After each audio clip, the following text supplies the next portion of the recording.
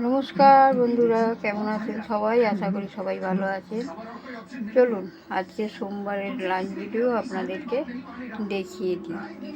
এই যে ভাত তো আছেই, বড় হাঁড়ির এক হাঁড়ি ভাত তো আছেই, আর সুগারের সবজির ঝোলটা এটা থাকবেই।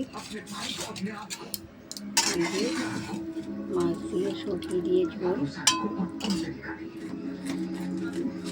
আর কালকে রবিবার ছিল, কালকে মাংস টাংস হয়নি, ফ্রিজে রাখা ছিল, সেই জন্য আজকে একটু চিকেনের ঝোল হয়েছে। এই যে চিকেন দিয়ে আলু দিয়ে হয়েছে।